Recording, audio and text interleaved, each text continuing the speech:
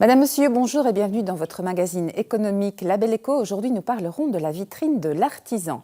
Créé il y a 10 ans, ce concours national a pour but de promouvoir l'artisanat et susciter des vocations. Nous en parlerons avec Nathalie Scar, responsable de projet. Mais tout de suite, je vous propose de voir un premier reportage consacré à un des 2 lauréats de Wallonie-Picarde. Il s'agit d'Alex de Tournai. Électricien de formation, il est aujourd'hui devenu artisan. Il crée et fabrique des luminaires en pierre bleue, des luminaires qui sont conçus pour l'extérieur, les jardins ou les façades.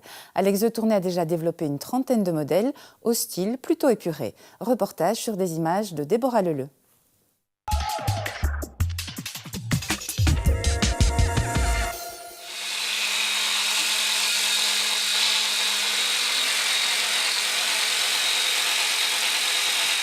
Ça fait maintenant plus ou moins 15 ans que je suis indépendant électricien et ce qui m'a toujours passionné, c'est l'éclairage.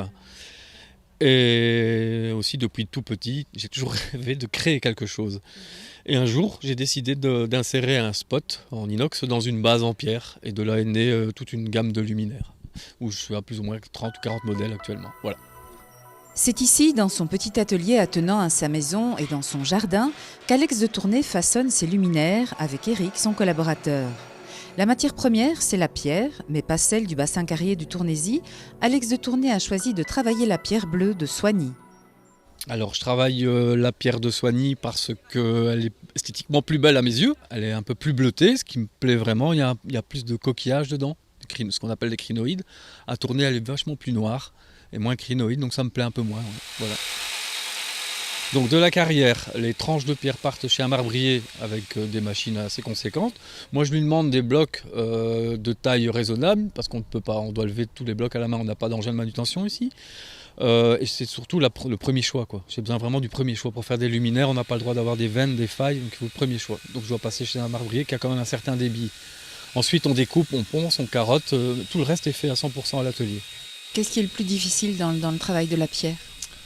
Le plus difficile peut-être c'est de trouver vraiment le bon calibrage. Il y a ces cylindres à faire, donc ces sillages qui sont là, donc d'essayer d'avoir quelque chose de précis, de net, donc du début de la pierre jusqu'à la fin du carottage. C'est peut-être un peu à mon avis le plus compliqué en tout cas à mes yeux, en tout cas pour l'instant. On s'est formé en allant voir des tailleurs de pierre, en allant voir des gens qui pouvaient nous donner quelques explications. On a adapté les outils et puis maintenant quelque part elle devient plus facile parce qu'on maîtrise les outils, la façon de faire, mais ça a quand même pris 10 ans. Et pour la diffusion de la lumière, Alex de Tournai a choisi le plexiglas opalin pour sa robustesse, son haut pouvoir de diffusion et sa résistance à notre climat, puisque les luminaires sont destinés à l'extérieur. Les clients d'Alex de Tournai sont des particuliers qui viennent directement vers lui et il travaille également avec des architectes paysagistes qui proposent directement les luminaires en pierre bleue dans leurs projets. Nous, on gère, une clientèle plus ou moins 50 km, un périmètre de 50 km. Après, on va au-delà, mais ça, c'est au cas par cas.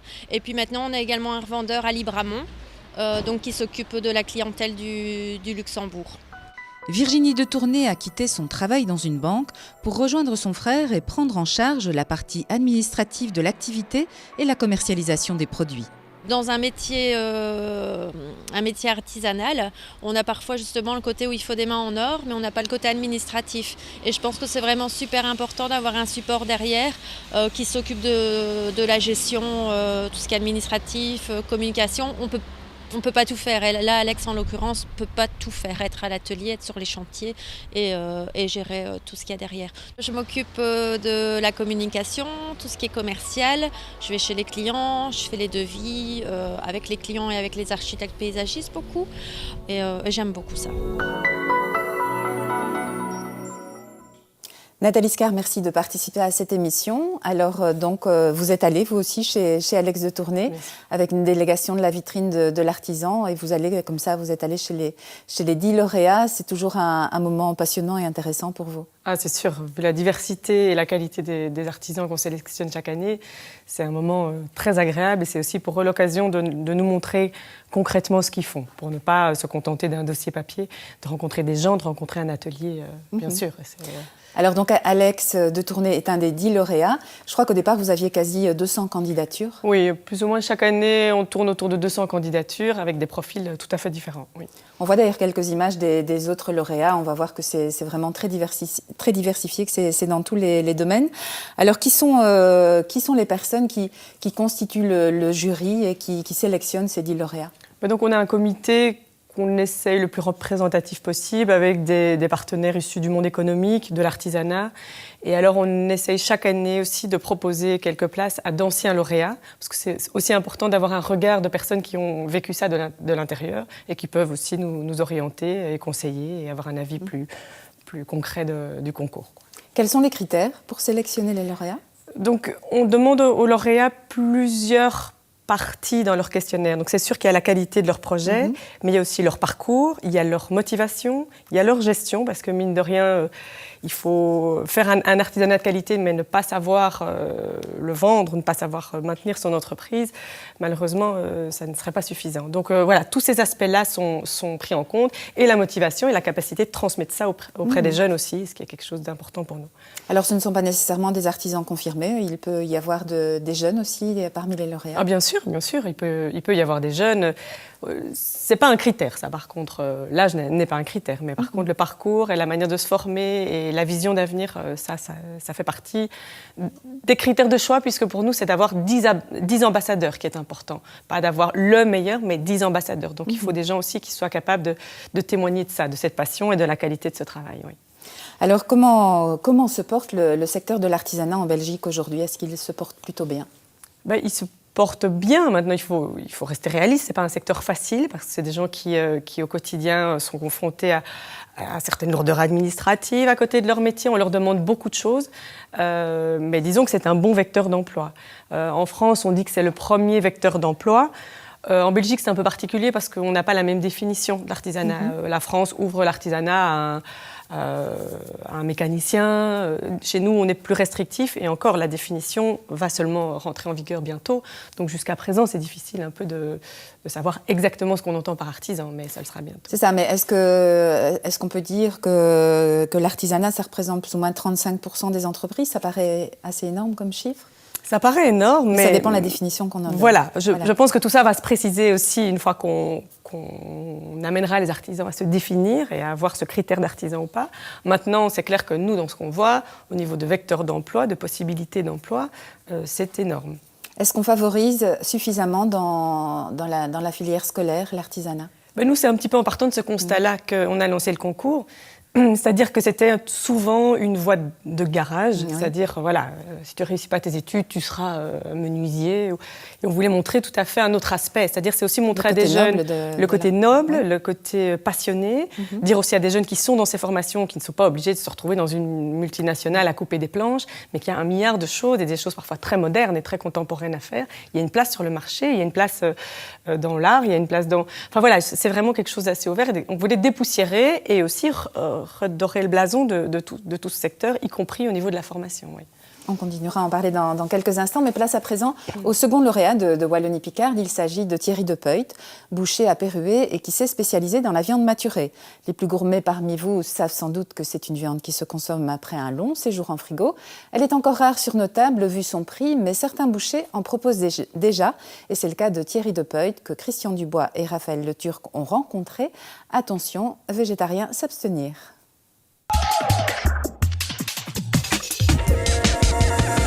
Une vitrine presque aussi belle que celle d'un joaillier.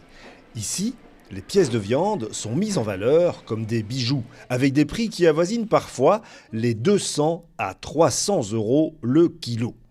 On parle ici de viande maturée. C'est une viande qu'on a laissée affiner en frigo durant 1 à 2 mois. Thierry Depeut nous a sorti l'un de ces beaux morceaux.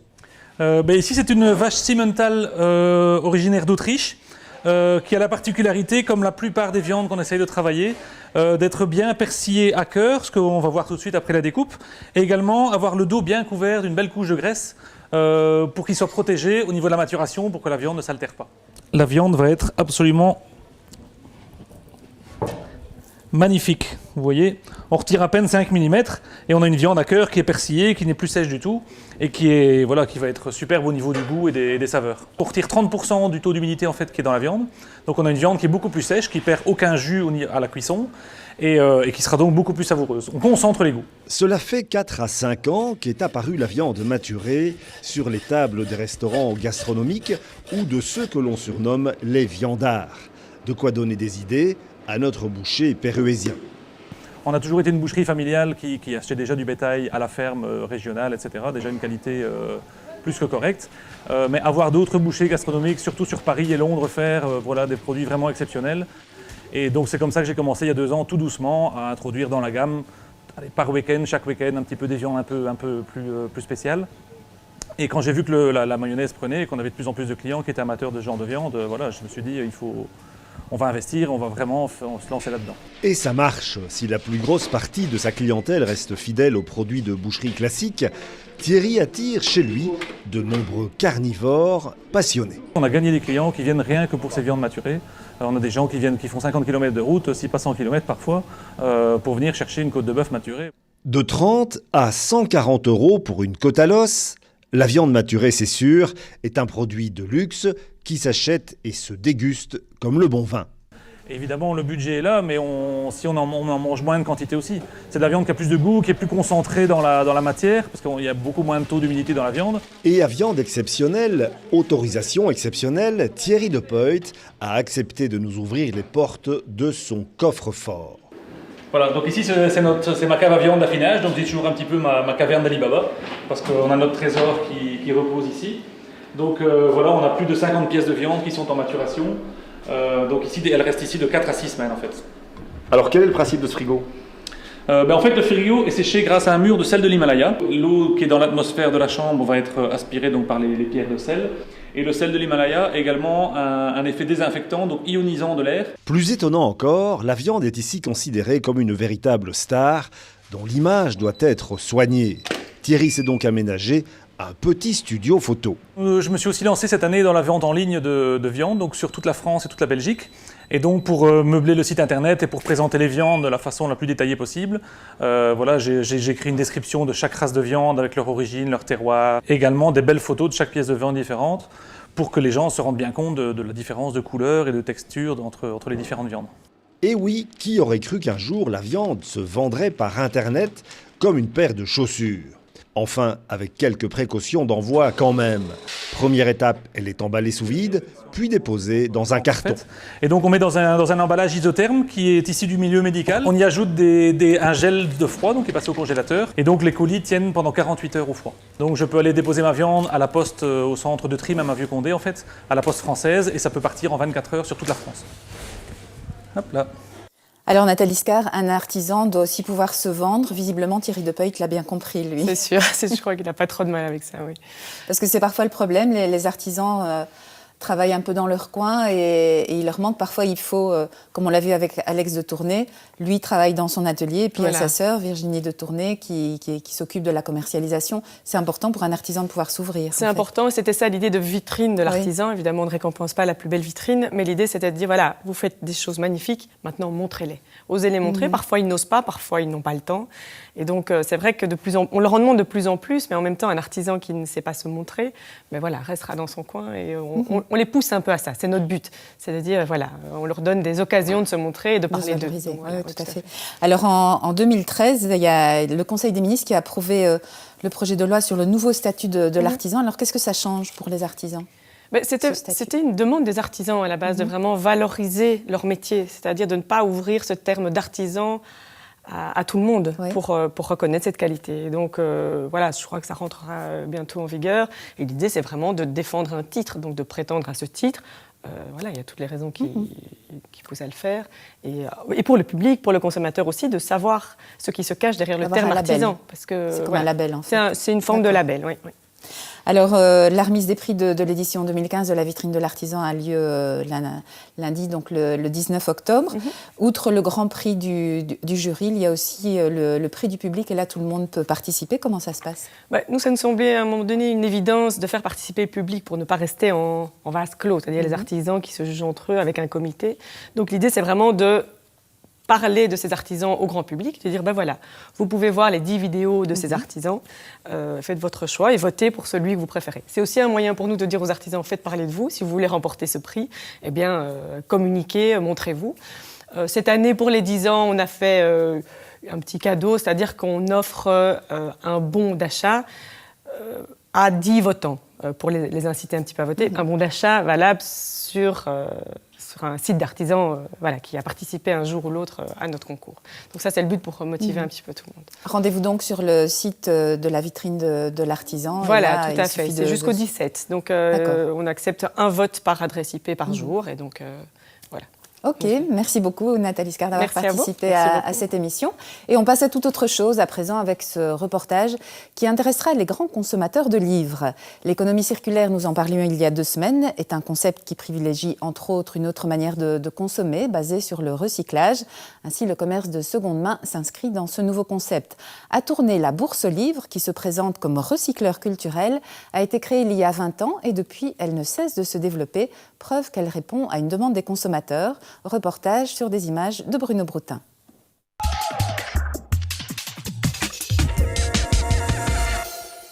La Bourse aux livres a ouvert ses portes à Tournai en 1995.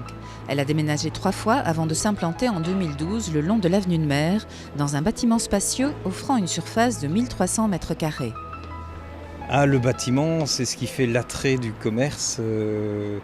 J'avais besoin d'un espace qui était lumineux, qui était évidemment très spacieux, hors du commun et évidemment commercialement bien placé. Le métier, c'est l'achat-vente de livres d'occasion, principalement, donc ça représente 80% de l'activité. Et puis avec le temps, on a rajouté le CD, le DVD, le vinyle qui est revenu un petit peu à la mode, les jeux vidéo également. La Bourse aux livres est aujourd'hui la plus grande bouquinerie de Belgique. Elle accueille jusqu'à 500 clients par jour. Ceux-ci viennent d'un rayon de plus ou moins 50 km autour de Tournai, y compris côté français. Vous venez souvent ici à la Bourse aux livres ? Oui, assez régulièrement parce que c'est pas cher et qu'on y trouve un petit peu de tout.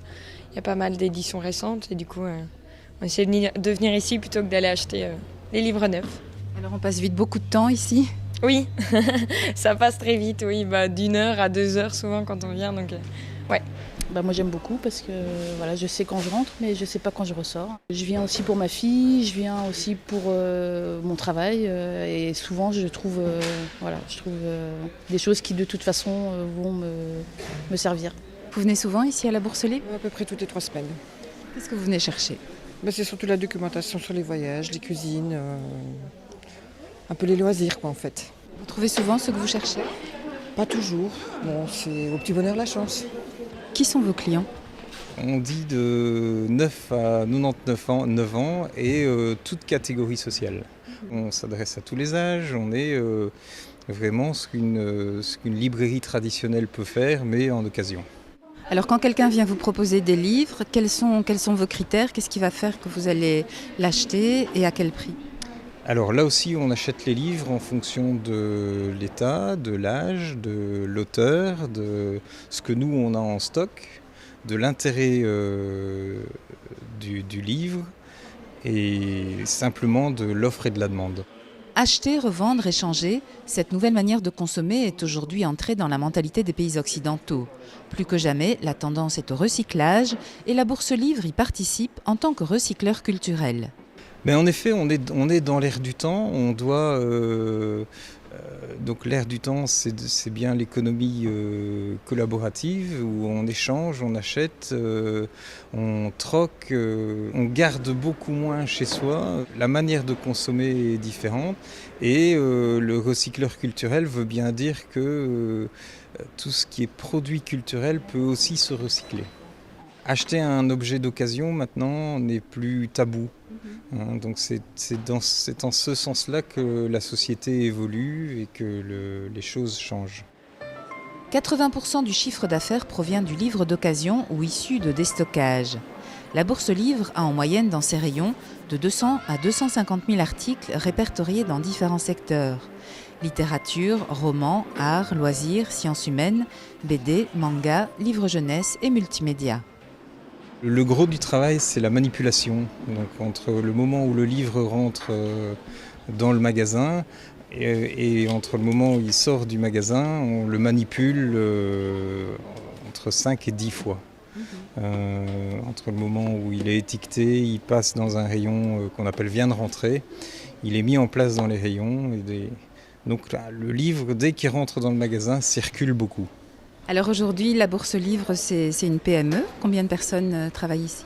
Alors, on est 8 personnes et dernièrement, ici, une personne vient de s'ajouter pour gérer un petit peu l'ensemble et la communication.